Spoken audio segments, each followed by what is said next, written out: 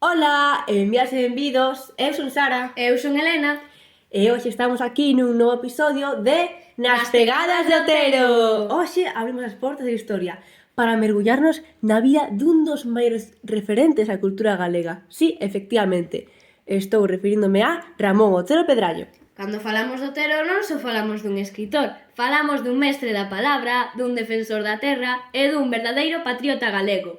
Un home que camiñou entre os libros e os carreiros, entre o Parlamento e as tabernas da súa Ourense natal. Sabías que naceu un 5 de marzo de 1878 no corazón de Ourense, nunha casa señorial do barrio da Cruz Alta, fillo dunha familia acomodada, medrou entre libros, latíns e contos ao carón do lume.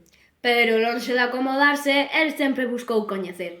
Estudou filosofía e letras en Madrid, e ali sentiu o contraste brutal entre o centralismo castelán e a realidade da súa terra, Galicia. Oh, que bonito! Ese foi o comezo dunha paixón que non o abandonaría nunca. Defender a identidade galega, a lingua, o territorio, a memoria. Otero realmente foi un pioneiro en todo iso. E ademais foi un xeógrafo brillante. De feito, é considerado o pai da xeografía galega moderna. Nos seus estudos describía as montañas como se fosen versos e os ríos como historias que atravesan o tempo. E, ao mesmo tempo, era un narrador profundo. Obras como Arredor de sí Os camiños da vida. ou O Señorito da Reboraina, que é a miña favorita, non só relatan vidas, senón que nos amosan como pensaba, como sentía Galicia. Na súa obra, o rural non era atraso, é raíz, e o pasado non é lastre, é guía. En cada páxina respírase a terra, o vento dos soutos, o silencio das igrexas vellas e o rumor das tabernas ao caer a noite. Che, Helena, sabías que non só escribía novelas? Foi tamén ensaísta, historiador, orador e articulista. Cantas cousas, verdade? A súa mente era un universo e Galicia estaba no centro de todo. E ademais, tamén deixou pegada na política. Foi deputado nas Cortes da Segunda República para o Partido Galeguista. Ali en Madrid falaba galego sen medo, loitando polo Estatuto da Autonomía, por unha Galicia con voz propia. Anda, eso sí que non o sabía eu. Pero, por desgracia, chegaron tempos escuros. A guerra civil, a represión, o silencio.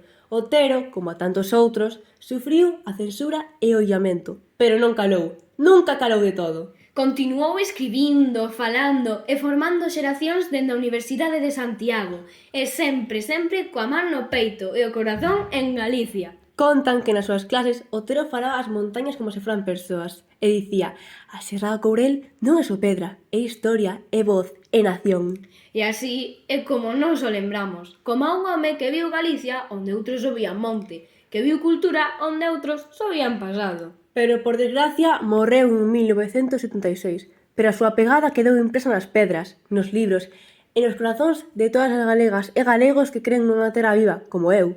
Hoxe, cando camiñamos polas rúas de Ourense ou lemos un fragmento seu, sentimos esa calor antiga. Esa voz que nos di: non esquezades quen sodes, non esquezades Galicia. E nós, desde este humilde espazo, prometemos non esquecelo, porque Otero non só é un intelectual, foi e é alma galega. Grazas por camiñar connosco, que a palabra de don Ramón vos guíe sempre, como a un faro no medio da néboa. Ata o próximo episodio de Nas Pegadas de Otero! E lembrade, a cultura é semente e Galicia, terra fértil!